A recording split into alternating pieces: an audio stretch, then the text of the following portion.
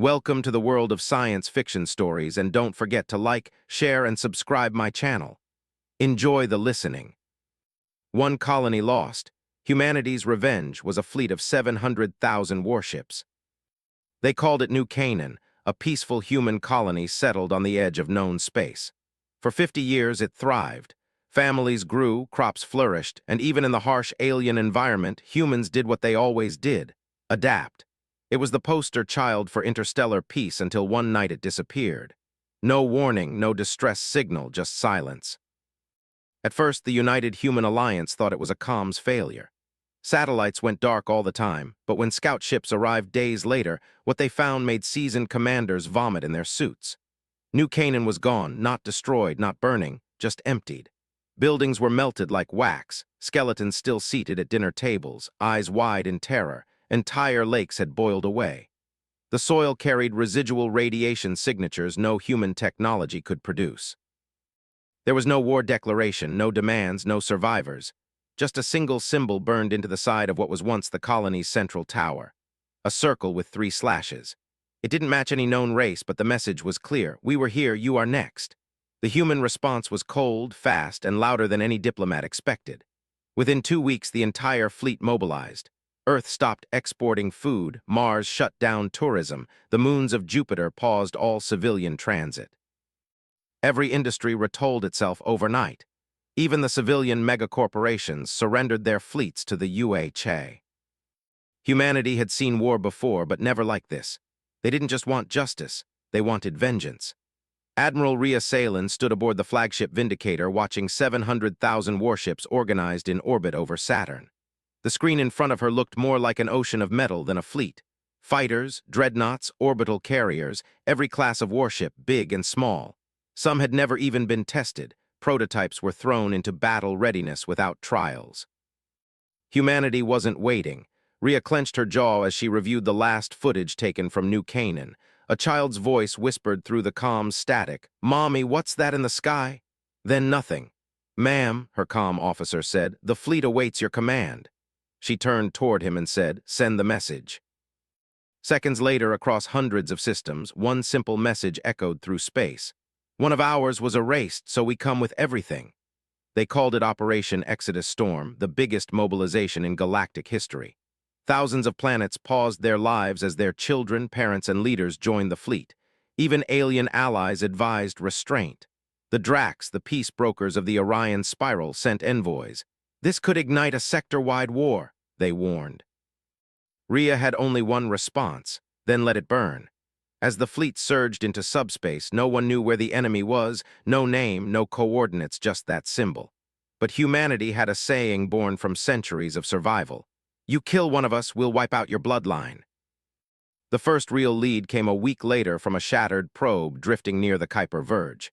It had recorded a faint energy trail matching the residuals found on New Canaan. The same radiation, the same subspace ripple, the same haunting hum. It led to an uncharted system, one that didn't exist on any star map. They called it Ghost Sector 9. It was time to hunt.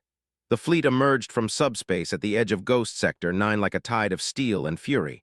The system was dim, its star, a dull red dwarf barely emitting enough light to pierce the surrounding dust.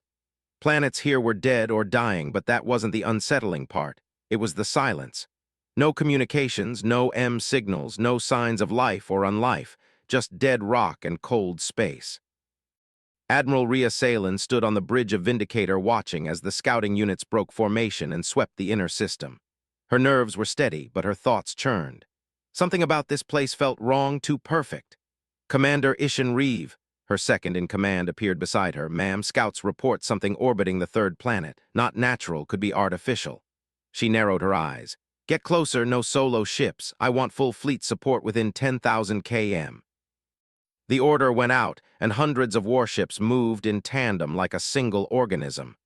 As they neared the object, sensors began to light up with confusion. The readings didn't make sense. "It's a station," Reeve said slowly. "But not one of ours. No design matches, materials are what the hell." The object looked ancient, circular, half buried in the atmosphere of the dead planet it orbited. It pulsed faintly with some kind of bluish energy, flickering like a dying heartbeat. It was the size of a small moon, but with no thrusters, no visible weapons. Then something clicked. The symbol 3 slashes in a circle was carved into the center of the structure, thousands of meters across, visible even from orbit. Rhea took a breath. "There they are. Should we fire, ma'am?" "No," she said. "We want answers." She dispatched a squadron of elite Marines and AI-assisted infiltration bots. They boarded the structure. An hour later, their feed came in choppy, distorted by the interference surrounding the station. The interior was hollow and cold like a tomb. Strange markings lined the walls, glyphs that shimmered slightly as the cameras passed by. No corpses, no signs of a fight, just echoes. And then something moved, not in front of the Marines, but behind them. The transmission caught a blur, slithering tall, not quite bipedal, and fast. "Something's in here," one of the Marines whispered, raising his plasma rifle. "Permission to engage?" Rhea was about to respond when the screen exploded into static. The entire squad was gone in 5 seconds, not dead, cut off their signal, severed like it had been sliced. The room fell into stunned silence. Not even the AI could reestablish connection. Then came a new signal from the station itself. It played back the last 5 seconds of the Marine's feed, repeating over and over until a voice layered itself over the loop, deep, echoing, not quite synthetic, but not alive. "You followed the trail. Now you see we ended your colony to save the rest." Rhea stiffened. "Who the hell are you?" No response, just static. "Then your species expands without wisdom, consumes without balance. You are infection." She clenched her fist. "You call us infection after what you did on New Canaan. You were warned. You never listen." Then the screen went black again. No more voice, no more loop. The station returned to silence. Rhea turned to the fleet. "Ready, all batteries. I want that station destroyed, ma'am. If we fire, they started this. I'll finish it." Moments later, 10,000 warships opened fire at once. The explosion lit up the dead planet's sky like a new sun. When the fire faded, the station was gone, vaporized. But deep in the void behind the wreckage, something stirred. It hadn't been a base, it had been a gate, and now it was open. The stars around them began to shift. It started as a subtle distortion, pinpricks of light blinking too fast, as if the universe itself was glitching. Then the sensors started to scream. Gravitational anomalies flared, subspace currents reversed, and ships across the fleet began reporting strange heat spikes, systems failing for no reason, AI units freezing mid-command. And then it arrived, a ripple in the void like someone had thrown a stone into the fabric of space. Out of that ripple came the first vessel. It wasn't a ship, not really. It was a shape blacker than the void, wrong in its geometry, shifting even as you looked at it. Massive, quiet, and ancient, it drifted forward slowly, almost lazily, but every human on every bridge, even those hardened by war, felt it, fear. Not just tactical fear or concern for survival, but instinctual fear, like a rabbit under a hawk's shadow. "What in God's name is that?" whispered Reeve. Rhea didn't answer. She couldn't. For the first time in her career, she had no words. Only her gut told her the truth. This was what killed New Canaan. Then the gate pulsed again. Not one, not two, but hundreds of those ships emerged, each one different in shape but the same in feel, silent, watching. And behind them, deeper in the gate, a structure began forming, not drifting through, but building itself, reality bending to make room. It looked like a cathedral, or maybe a hive, towering and jagged, growing by the second. One of the science vessels cracked the mystery first. Dr. Ellen Vass, a xenotech genius from the Saturn Institute, patched into Rhea's comms. Her voice was shaking. "They're not ships in the conventional sense. They're living. You're saying those are organisms?" "Not exactly. They're somewhere between biology and engineering, grown, not built. But here's the worst part. They weren't coming through that gate. They were waiting for humanity to open it." That station hadn't been a weapon. It had been a lock, and now it was broken. The enemy had made the first move. One of the black ships blinked, literally disappeared, and reappeared behind a human cruiser. No warning, no time to dodge. The cruiser folded in on itself as if crushed by a giant, invisible fist. No explosion, just silence, and then gone. "All units return fire," Rhea barked. "Defensive formations now." The sky turned into a furnace. Thousands of human warships lit up with plasma beams, railgun fire, and orbital torpedoes. Space around the gate shimmered with destruction. Several of the alien ships were hit, but none of them fell. Instead, their skin morphed, bending around the blasts like liquid armor. "Hits are ineffective," shouted Tactical, repeating, "Standard ordnance ineffective." "Then hit harder," she growled. "Bring in the Titan class." Moments later, the Titan-class dreadnoughts entered formation, massive ships designed to fight planetary sieges. They charged their main cannons, fusion coils glowing red-hot, and fired. The blast slammed into one of the alien ships dead on, and finally impact. One of the creatures split in half, shrieking with a sound that wasn't sound. A psychic wave ripped through the fleet, making dozens of officers scream and clutch their heads. But the ship died. It bled light, cracked apart, and imploded. They could be killed, but killing one brought attention. Suddenly, the entire swarm turned as one. No communications, no lights, no noise, just movement. They charged. What followed wasn't a battle, it was a massacre. Human ships blinked out of existence. Whole squadrons disappeared as if they'd been erased from reality, snatched into whatever abyss these creatures came from. The worst part, every time a ship vanished, those things screamed. Not with sound, but through thought, through pressure, through emotion, grief, rage, ecstasy. They felt it when they killed. They enjoyed it. "We need to fall back," Reeve urged, wiping blood from his temple after a burst console sent shards flying. "We're outgunned, outmaneuvered. This isn't a fight anymore, it's suicide." But Rhea shook her head. "If we retreat, let them pour into the rest of the systems. Number we hold, if we go down, stalling them." The AI flickered beside her. Its voice, flickering, stated, "Admiral, incoming transmission. Source, unidentified non-human. It is addressing you by name." She turned slowly. "Play it." The screen flashed and a face appeared, or what passed for one. It wasn't like any alien species known. Tall, too tall, head like a sharpened bone blade. Body draped in a robe that flickered like dark water. Its eyes were voids, pure black, swirling with faint pinpricks of light. "I am Vela, sir, first herald of the extinguishers." Rhea stared back. "Is that what you call yourselves? You kill billions and name yourselves like gods." The creature tilted its head. "We name ourselves by function. Yours is to expand, to consume, to spread chaos and heat. We are the correction." She spat. "You're just butchers hiding behind logic. You are a flame."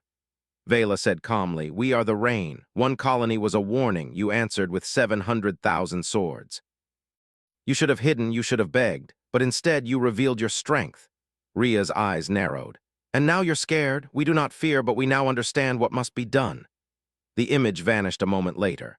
Sensors across the fleet flared from the edges of the system. More gates opened. Not one, not five, but 13, each wider than the last, each spitting out more of those nightmare ships. One colony had triggered their wrath. 700,000 warships had summoned their full attention. "Multiple hostiles inbound," Tactical shouted. "We're looking at 10 times our number, maybe more. This is an extermination wave." "No," Rhea murmured, "it's not, it's a test. They want to see if we'll break." She turned to her comms officer. "Get me Admiral Genji on the Mars flank. Patch in Europa Command. Link all remaining fleet captains." The officer blinked. "What are you planning?" Rhea's voice was steel. "We changed the rules. Within minutes, the human fleet restructured." The chaos was replaced by calculation. Fleets linked together into tight webs, overlapping fire zones. Experimental weapons, not even fully approved for use, were deployed. EMP mines, temporal scramblers, gravitic hooks. Rhea took a gamble and authorized the Singularity Bomb. They detonated it at the heart of the largest alien cluster, a pocket black hole. It pulled 20 of the enemy ships in instantly, stretching them, warping them until they collapsed into an invisible pinprick. Silence for a moment. Even the aliens hesitated. The humans fought back harder. Fleet Vanta cut through the left flank using asteroid debris as moving shields. Jupiter's defense line poured neutron rounds into the enemy's core ranks, slowing their advance for the first time in hours. The swarm lost ground on Vindicator. The crew erupted in cheers, but Rhea didn't cheer because something was wrong. The gates weren't closing, they were growing, and deep inside one of them, barely visible to the naked eye, a shape moved, something bigger than all of this, something the Herald hadn't mentioned. The real threat hadn't arrived yet. This was still the opening act. The gates pulsed like veins in a wounded beast, growing wider, darker, alive with unnatural energy. One by one, the alien warships peeled away from combat, drifting back toward their origin points, not retreating but repositioning, holding formation as if something sacred was about to emerge. On every human ship, the same sense took hold, a pressure behind the eyes, a bone-deep chill, as if the universe itself was watching. Then the stars dimmed, not gradually, all at once. Every camera feed, every viewport, every piece of external sensor equipment went dark for exactly 13 seconds. When the stars returned, something else came with them. It was not a ship. It was not a station. It was a goddamn wound in reality. The shape was impossible, too large to be comprehended. It didn't reflect light. It devoured it. A colossal ring, miles thick, rotating in unnatural angles, bending around itself in ways that defied physics, and at its center a single blinking eye, not mechanical, not artificial, organic, alive. It stared into the heart of the human fleet, and the human fleet felt it. They didn't need words, didn't need transmissions. The message was burned into their consciousness. We were here before your stars. We watched your cells crawl. We saw your first fire, your first lie, your first war, and now we unmake you. People screamed in unison. Some fell to their knees, babbling, others clawed at their faces, trying to rip the thought from their skulls. A psychic weapon, pure and unfiltered. No defense, no armor, just ancient, focused contempt. Rhea didn't move her eyes, blood bled from her hands, and they trembled, but she stood. She stared into that blinking eye and whispered, "You should have stayed asleep." Behind her, Reeve vomited. The helmsman passed out. The AI stuttered so violently its voice fractured into static. Yet Rhea stood, because someone had to end the message. She growled, What message?" Reeve croaked, still dazed, to Earth, to Mars, to every listening post left on the galactic fringe. "Tell them the gods have returned and they're not ours." The battle was now meaningless. The smaller ships, if you could call them that, acted as extensions of this new arrival, like cells in a body. They moved in harmony with the behemoth at the center. They didn't attack directly anymore. They started herding, forcing human ships into clusters, pinning them, boxing them in like cattle before the slaughter. "We're not going to make it," whispered Reeve, "even with everything we've got." "Then we take out something," Rhea said coldly. She brought up the Titan-class fleet manifest. "Order the Titans to charge every singularity bomb they've got. Don't wait for locks, aim for the center of that thing. Hit the eye, Admiral. That'll draw everything to us. If it doesn't work, it'll be worth dying for." Across the fleet, the Titans roared into final formation, 60 in all, each one holding the power to crack a planet in half. They weren't supposed to be used like this, not all at once. The energy discharge alone would burn a hole in space-time, but they didn't care anymore. Humanity was past fear, now it was about dignity. Rhea gave the final order. "Fire!" 60 singularity bombs launched at once. The universe flinched. The weapons screamed through the void, burning holes in gravity as they surged toward the eye. The black ships reacted instantly, screeching forward to intercept, but too late. Only a handful could intercept, the rest kept flying, slipping through the cracks, converging toward their target. Then impact. A brilliant rupture tore across the battlefield.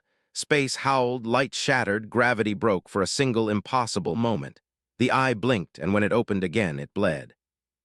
The god thing screamed without sound, shaking every atom in the sector. Chunks of its impossible body peeled away, disintegrating into clouds of screaming matter. But it did not die, it became angry, and now it was coming. The scream wasn't a sound, it was a feeling. Every crew member, every soldier, every living human in the fleet felt it echo through their bones. The god thing's rage was raw and personal. It wasn't just fury at being hurt, it was offended. How dare they? Ships began tearing themselves apart without being touched. Bulkheads twisted inward, artificial gravity reversed in random spurts, time itself stuttered around the bleeding monolith. Minutes passed like seconds, seconds stretched like hours. Rhea's HUD kept flickering between timestamps that made no sense. They'd heard it, and now it was going to erase them. "All Titans are gone," Reeve whispered, stunned. "They got the shot off, but the countershock ripped them apart." "Worth it," Rhea muttered. Her voice was numb, her mind wasn't. She could feel something in her skull, a presence pressing in as if the eye was trying to crawl inside her thoughts. But she wasn't letting it win. She hadn't come this far to kneel to some ancient parasite playing God on the fringes of the fleet. A flicker of light erupted. A transmission, encoded, encrypted military grade, no signature. Rhea squinted. "Who's broadcasting?" The comm officer shook his head. "It's not coming from inside the fleet, it's coming from behind us." More flickers, more signals, then hundreds, thousands a second. Fleet 1, no one expected ghost ships from black budget programs, covert Earthguard arsenals, independent Mars warbands, exiled AI colonies, even criminal warlords from the outer belt. They weren't here out of loyalty or hope. They were here because they realized the same truth as everyone else. If this thing wins, nothing survives. Rhea's mouth twitched, not a smile, something colder. "They heard us," she said. The transmission opened with a calm voice filtering through. "This is Commander Gra of the Acheron Ring. You wanted hell, we brought our own. The new fleet opened fire. Weapons, no one had officially acknowledged tech that had been outlawed, pulse lances that tore the skin off reality, data viruses transmitted directly into enemy minds, and most terrifying of all, humanity's first aberrance. The result of failed gene splicing programs. Soldiers bred not just for war, but for cosmic confrontation. Their ships were alive, their minds wired directly into the controls. They sang to each other in frequencies that made lesser men vomit blood. They charged headfirst into the storm. For the first time since the God thing arrived, the tide shifted again. The black ships faltered, not stopped, but confused. The arrival of new variables, unpredictable ones, seemed to disrupt the unity of their swarm. "This is our window," Rhea snapped. "All remaining carriers launch everything, every drone, every mech, every fighter, use swarm tactics, blind it, pin it, we're buying time for what?" Reeve asked. Rhea turned towards the starboard bay. "For me." The bridge fell silent. "You're not serious, I'm taking Vindicator's core," she said flatly. "We've got a fully charged antimatter heart and a neural link I can hijack. I'm going in." "That's suicide better than extinction," the bridge crew tried to argue, but Rhea had already moved. She ran through the flickering corridors of Vindicator, heart pounding but focused. Every footstep echoed with finality. She wasn't trying to win, she was trying to hurt it enough that someone else could. As the hangar doors opened, she stepped into the drop pod, locking the neural link into place. The pod wasn't designed for this kind of mission. No weapons, no shields, just speed, pain, and hope. The countdown started, the rails heated up. "Goodbye, Reeve," she whispered. "If we don't make it, tell Earth. The pod fired, they were worth dying for." She shot forward like a bullet, dodging ships, debris, and bursts of light that didn't obey physics. The eye loomed ahead, enormous and open, hungry. Rhea activated the core. 17 seconds until detonation. The eye noticed her. She felt its gaze twist her mind, flood her head with images, alternate histories, false hopes, dead futures. It was trying to break her will, but Rhea smiled, blood dripping from her ears. "You don't get to win," she growled. 10 seconds. She locked the coordinates right into the center of the eye. 5, she screamed through clenched teeth, holding her mind together by sheer force of will. Once the pod hit, there was then light. At first there was nothing, no sound, no light, not even darkness, just absence. Then came the shock wave. It didn't travel like an ordinary blast. It didn't ripple across space, it fractured it. The moment the antimatter core collided with the center of the eye, the God thing's presence vanished, ripped away like rotten roots from soil across the battlefield. The alien swarm faltered. Entire clusters froze mid-maneuver, drifting like corpses with no puppet strings. Others convulsed, spasming wildly, colliding with one another as if suddenly blind and afraid. In the heart of that fatting light, Rhea's pod didn't exist anymore. She didn't either, not entirely. She felt her mind stretching across a plane that didn't obey the rules she was born into, a space between dimensions. She didn't breathe here, she didn't bleed. She only felt voices whisper, not alien, not divine, but human. Thousands, maybe millions of voices echoed in this strange in-between. Familiar, ancient, frightened, brave. She didn't understand the language, but she knew them. The hopes of forgotten ancestors, the rage of silenced warriors, the desperation of those who died building everything humanity now stood on. They were with her. She wasn't gone, she had become something else. Back in real space, Reeve stood on the Vindicator's bridge, staring at the monitors for a long moment. There was only static, then one by one, screens flickered back to life. The God thing was gone, no eye, no ring, no unnatural bending of space, just a wound in the stars slowly healing. A stunned silence settled over the fleet. The remaining black ships shuddered, lost without their central intelligence. They didn't retreat, they didn't fight, they simply drifted, hollow and directionless. And humanity, they did what no one thought they could. They survived. Gra's voice cracked through the channel, hoarse arrow with disbelief. Did she do it? "She did more than that," Reeve whispered. "She didn't just kill it, she woke us up. Reeve turned to the crew, his eyes red and swollen, holding something new, not sadness, not shock, but reverence. "We're not just fighting to survive anymore," he said. "We're fighting because now we know what's out there and we know we can win." For days afterward, the fleet searched for Rhea's remains, her pod, any trace of her. They found nothing. No body, no signal, no debris. But the weird thing was, she still spoke, only in flashes, flickers of thought during jumps between systems, brief feelings of calm amid chaos, moments when captains about to give up suddenly felt strength return to their limbs like someone was whispering, "Hold the line." And when they mapped the crater where the god thing had died, it formed a shape, not a perfect one, jagged, raw, but unmistakable. A human handprint burned into space itself. Back on Earth, they turned it into a symbol, not of war, not of vengeance, but of defiance. A reminder that even in the face of cosmic horror, one person could stand their ground and say, no. The war wasn't over, new enemies would come.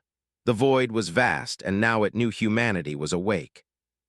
But from that day forward, the galaxy whispered a name it would never forget. Rhea Talon, the woman who faced a god and made it bleed. 17 years later, in orbit over the exoplanet Hellas Prime, a child was born aboard a research vessel named Echo of Talon. She did not cry, not out of fear or shock, but because, according to the onboard AI, she had a resting heart rate like a soldier mid-battle and eyes that didn't blink until the third day. Strange, yes, but then again, strange was normal now ever since the collapse, what historians now call the moment Admiral Rhea Talon destroyed the old god. Humanity had evolved in more ways than biology could track. A new military division had formed, the Celestial Guard, not just soldiers but guardians against the unexplained.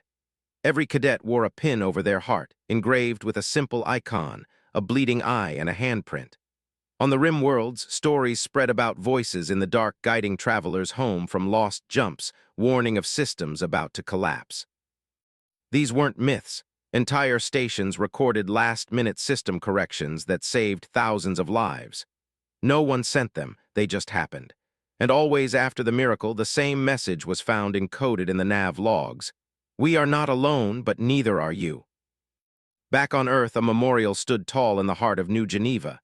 It wasn't a statue, because no one could agree on what Rhea would have wanted to look like in stone. Instead, it was a void, a circular obsidian arch with nothing inside, just space. And when you walked through it, nothing changed, except veterans swore they felt that presence. Not divine, not alien, just human, unbreakable, watching, protecting. The girl born on Echo of Talon would grow up to command fleets of her own. And on her first campaign against a new species that had devoured 3 mining colonies before Earth could respond, she didn't hesitate. She ordered.